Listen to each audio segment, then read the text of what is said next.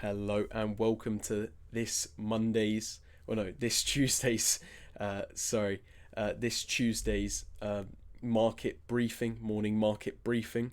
We've got lots to talk about, lots is happening on the charts, or at least expected to happen on the charts, lots of opportunities, lots of information and news to do with the ECB, China, and Chinese stocks, with the ECB noting issues with inflation predicting, China highlighting issues with US relations, as well as that the Chinese property sector is looking good despite a few poor months previous.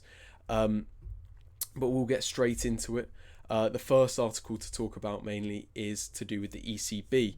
Now, the ECB president, Christine Lagarde, spoke in London today.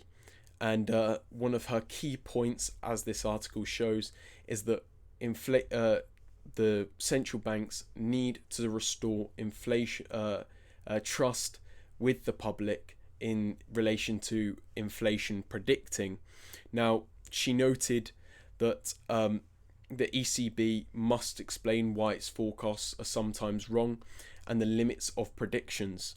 Her key note was that she mentioned that the ECB in the past and recently hasn't been predicting aftermaths of COVID, let's say, and the 22 invasion of Ukraine correctly due to its lack of ability to process and analyze scenarios like the invasion of Ukraine. They were more so looking at economic data and rather looking at the wider global sphere to do with politics, geopolitics, and just social scenarios.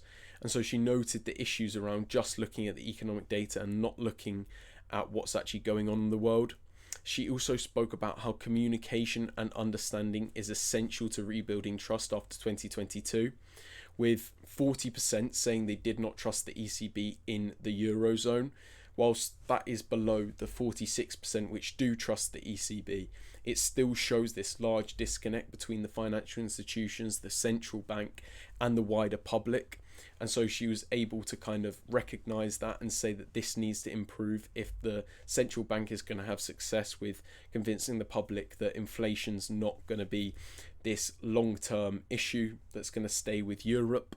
But she also noted that platforms like X, formerly known as Twitter, is making misinformation widespread and making it hard for the central bank to actually communicate what's going on to do with inflation and how they're planning on dealing with it. I mean, we've seen this with other areas such as the Russo-Ukraine war and a lot of the misinformation to do with Russian bots that have been supporting Russia on Twitter and spreading, false news around that, and just in the wider political sphere as well. She made little comments, however, on her interest in raising interest rates, with the decision between keeping a rate of 3.75% or raising the rate and risking a recession kind of not being spoken about. But obviously she's speaking again today on Tuesday, and so it'll be interesting to see whether she comments on that now. And that's had a wide effect on the European markets. But moving on from that, we've got China to talk about, with China's spy agency essentially blasting the USA following their numerous visits recently, and their issues with trade relations, investment relations, and just wider relations in relation to geopolitics. I mean, the Chinese Ministry of State essentially hinted that the meeting of the two presidents of the USA and China may not happen if the USA does not show more sincerity. Now, the large issue and the reason why this warning is coming out now is largely because, as we spoke about 2 weeks ago, to do with the US Commerce Secretary Gina Raimondo, following her visit, essentially said that the US businesses view China as increasingly uninvestable. In addition to that, Joe Biden has called the Chinese economy a time-ticking bomb, and this has largely stirred up tensions to do with China and the USA, following all the geopolitical issues which are already taking place. Despite that, the Biden administration has consistently said there's no intention of breaking relations with China. So despite all the issues, they have no interest in breaking trade relations. But once again, this is coming off the back of numerous trade disputes already taking place with China and banning of certain investments into China. And the main and key talking point of the Ministry of State Security within China to do with these kind of issues is that the reality of the US supplying Taiwan with arms does not change the fact that the US is saying a few beautiful words to the press and to China. You know, the fact is the US is essentially arming a piece of land which China claims its sovereignty to. And so it's also accused the USA of stirring up troubles.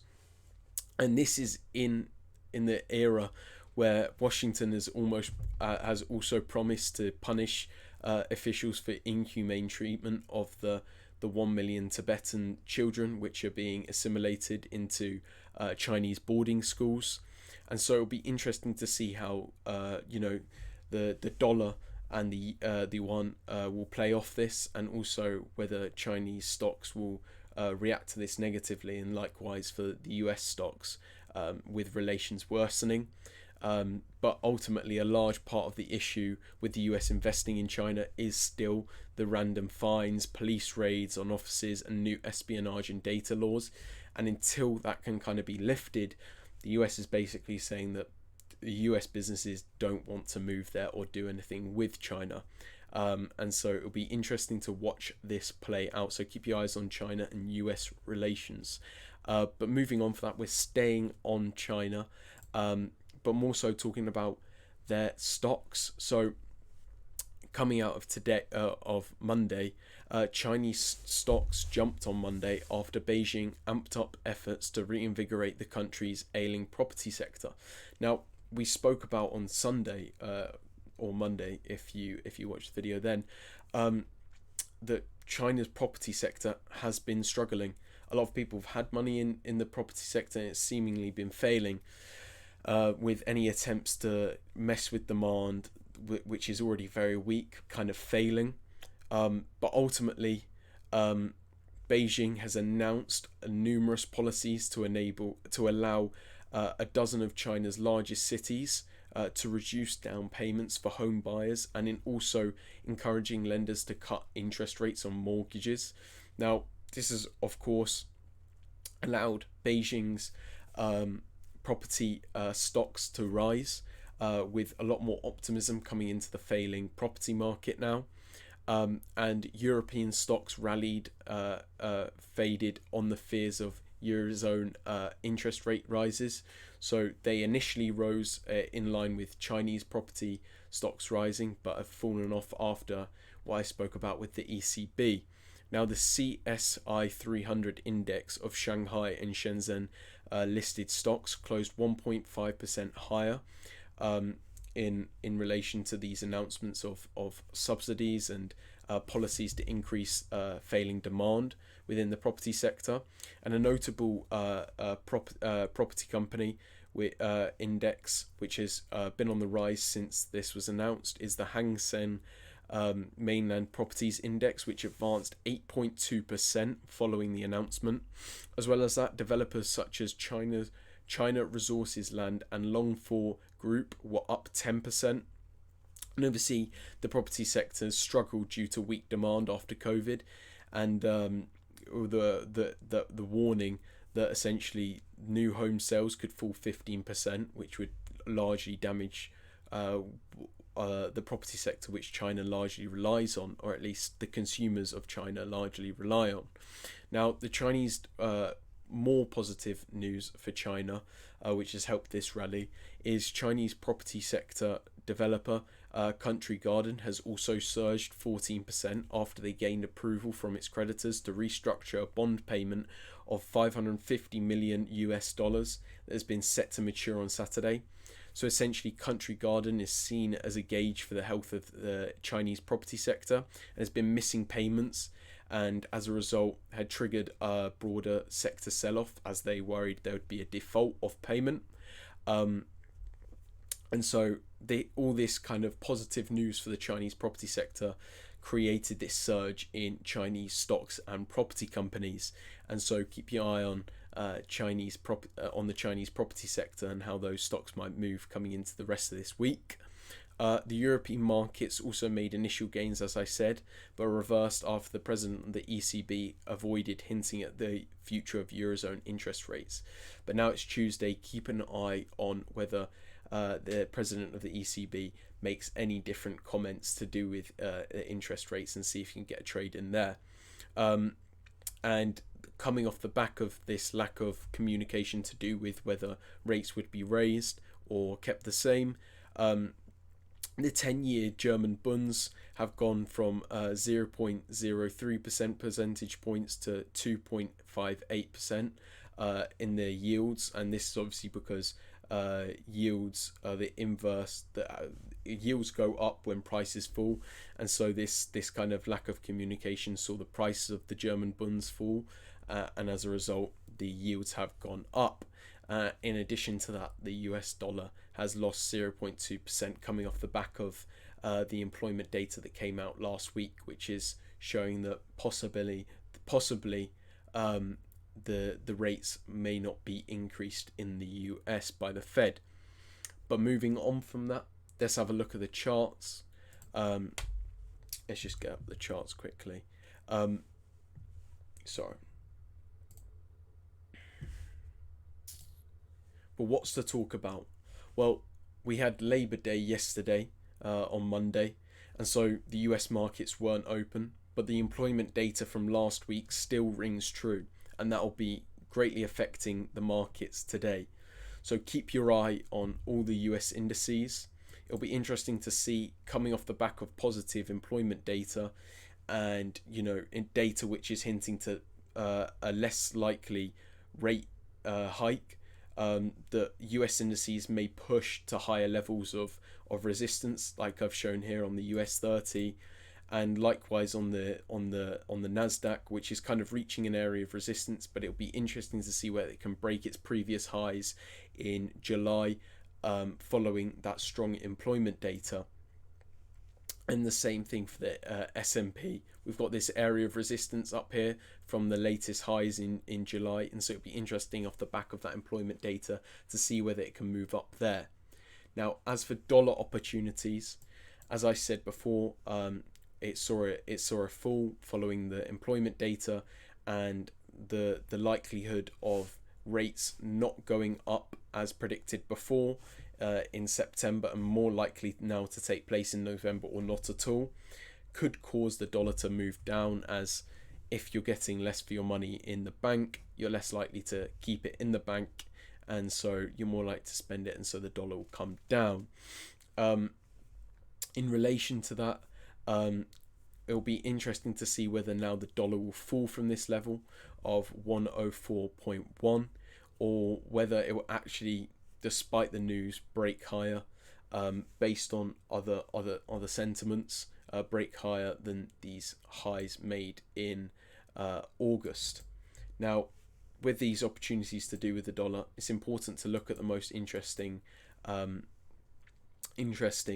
forex pairs. Now, the US yen is something that we've spoken about before, but it has lots of opportunities with this uncertainty with the dollar.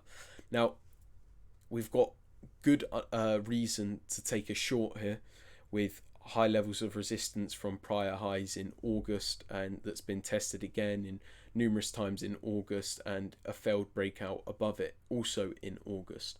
And so understanding that rates may not go higher, we may take a short from this position, or if you're looking bullish still on the dollar, then maybe you've got an area for, if it breaks above and retests, you've got a great buy. So it'd be interesting to see how it will play off this area of resistance and liquidity on USD JPY, and same for the Euro USD, which is an interesting area of support. And with the dollar not looking so good, it'll be interesting to see whether this liquidity will be used by the forex pair to move higher, following the less positive news for the dollar as there's less likely to be a rate hike now.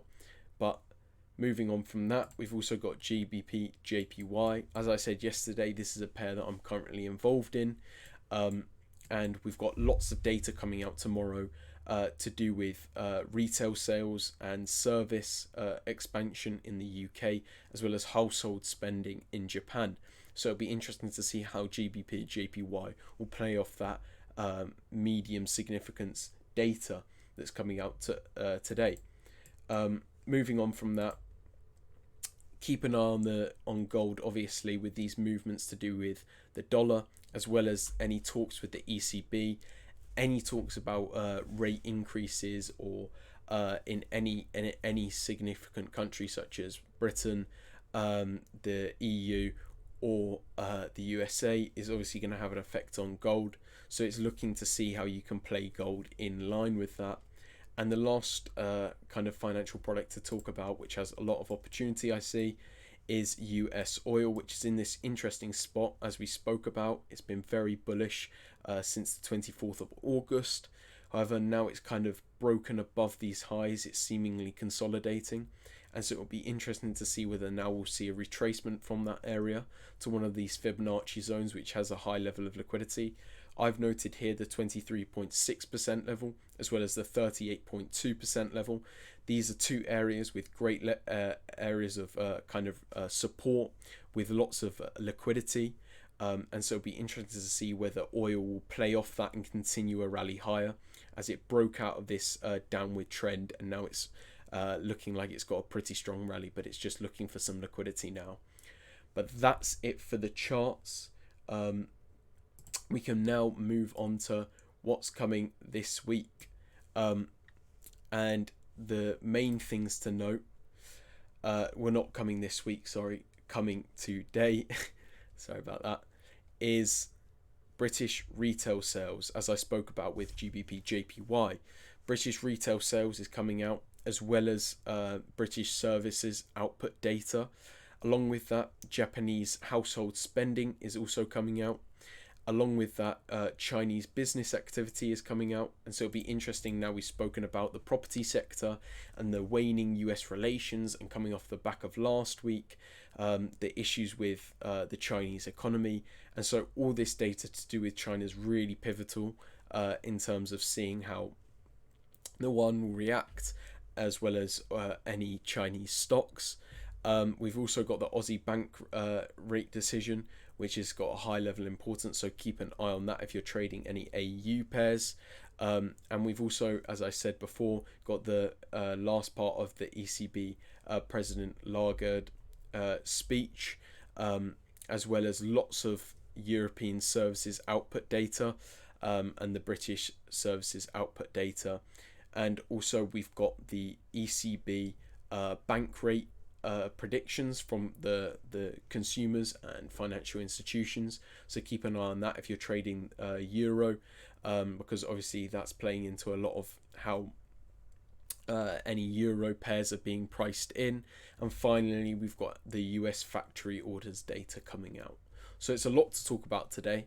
Have a great day trading, ultimately. I wish you the best. And yeah, that's all from us at Wildwood Capital. Have a nice rest of your day. See you. Bye.